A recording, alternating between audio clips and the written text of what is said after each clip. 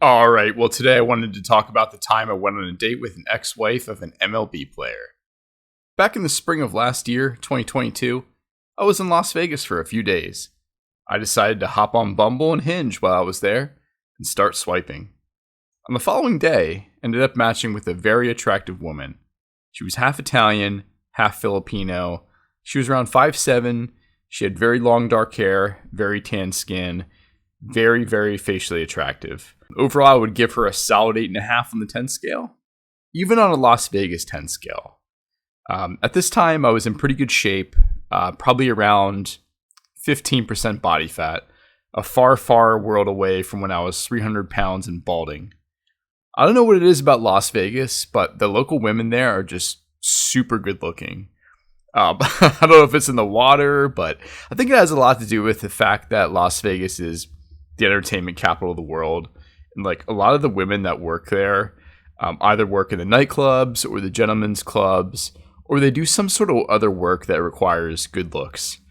That's one thing I can say about Las Vegas is that when you do use the dating apps, sometimes you can match with really gorgeous women that definitely are much more attractive than you. If you know, it's definitely interesting. So we actually agreed to meet at the Cheesecake Factory in the town center. The town center is a place where like locals go to hang out and drink. It's not too far from the Strip. It's like a 5-minute drive or so. So I arrive at the Cheesecake Factory, give her a hug, and we sit down at her table. The start of the date actually went pretty well. We started getting to know each other, and we were flirting a good bit.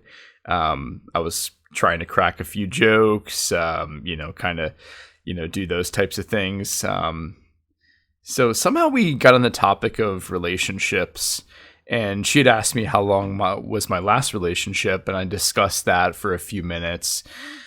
Trying to not dive too deep into it. I never like to get into my past relationships, especially on a first date, because that can be it's more of a deeper topic, and people can definitely cross you off their list depending on what answers you say. I then asked her how long was her last relationship, and her tone kind of changed. She then said, I actually just got divorced a few months ago. I was with him since I was 14. Like her whole demeanor changed. She went from like being like, fairly like light and playful and like smiling to like sad and depressed within a span of like 30 seconds since she said this. So I'd asked her, why it didn't work out. She then proceeded to say that he was a professional baseball player and that they have a kid together. She explained that he was on the road constantly when he had to go away for away games. She would travel with him for many years when he was on different teams in the MLB. And just this past year, she had found out that he was cheating on her, about a year ago when he was away in a different city and she was watching their kid. She then got very emotional and tears started like running down her eyes. I felt bad. I told her that I was sorry to hear that. I kind of gave her a little bit of time, and then I switched the subject, and the date went on fairly normal. We talked about our family. We talked about, college, growing up, like what she does. So the rest of the date went fairly well. Overall, I think it was a good date from a conversation standpoint outside of her talking about her relationship. For context, this guy played on 4 different teams in the MLB and then on a few teams overseas as well. He had made multiple millions of dollars in MLB. So that's just a little bit of the context of like who this guy was. So once we finished dessert, obviously a cheesecake, we had been there for about 3 hours or so. The time really just kind of flew by. Didn't realize we were there for so long, and the restaurant was actually I guess the section we were in, they were kind of like closing it off. So we decided to leave, and I walked her to her car, which was in a parking garage pretty close by. I was an idiot and forgot that my license expired, so I didn't even have a rental car when I got to Las Vegas. And I had actually Ubered from, my hotel that I was staying at on the Strip to the Cheesecake Factory. So, we kissed for about 10 seconds, and then I closed her car door. When we kissed, it was a fairly normal kiss. It's hard to, I don't know, there's always a saying around like, you can gauge chemistry by when you kiss someone. I think that's true to an extent.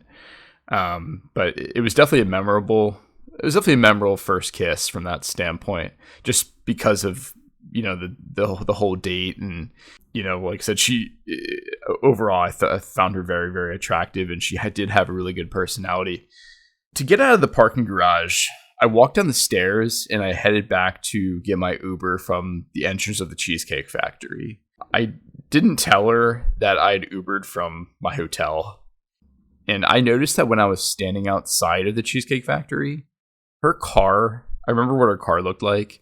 Her car pulled up alongside me, and I could see her like kind of appearing out of her window at me. And I looked over, and then she waved, looked confused, and then drove on. So I thought that was interesting. I think she probably realized that I was like waiting to be picked up either by an Uber or someone else. So I think that was like another reason why like this didn't work out. I think she probably thought I didn't have a car. I just figured I'd mention that because I thought it was interesting. The next morning, she actually did send me a text saying good morning, because after the date, overall, I thought it went well. But I did tell her that, back then last year, I was looking to move to Las Vegas. I'm a big outdoors kind of person, and, Las Vegas is so close to a lot of really good national parks. And overall, I like, a lot of certain aspects of the city. But she knew I wasn't from there, and that I lived much further away from Las Vegas.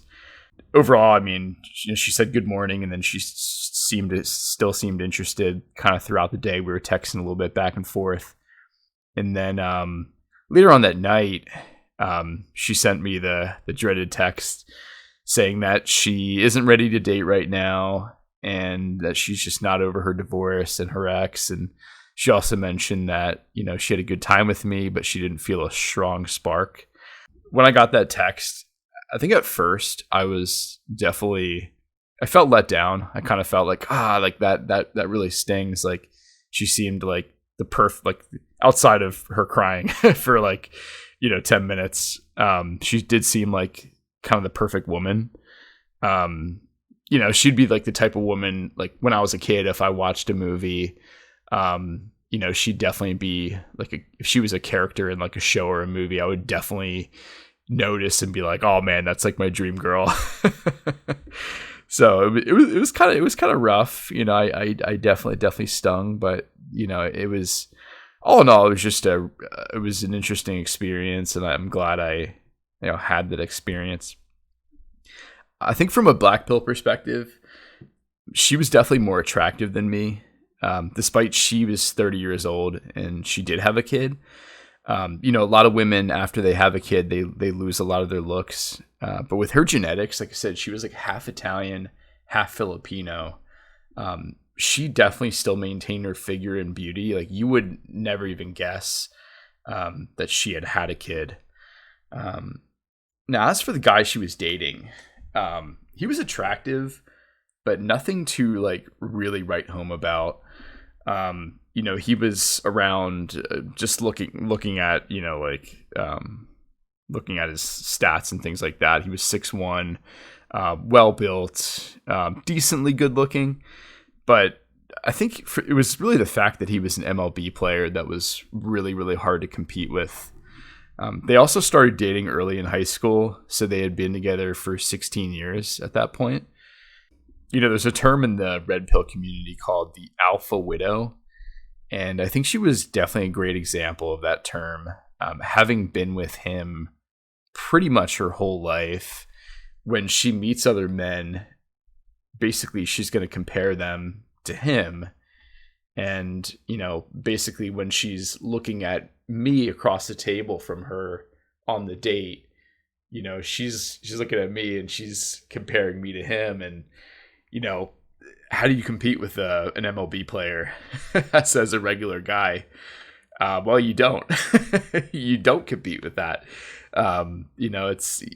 It's you're just not going to stack up to that unless you have a lot of other factors that really, in her eyes, like measure up to that guy. But all in all, it was an interesting experience. Well, if you enjoyed this video, feel free to subscribe. Until next time, take care.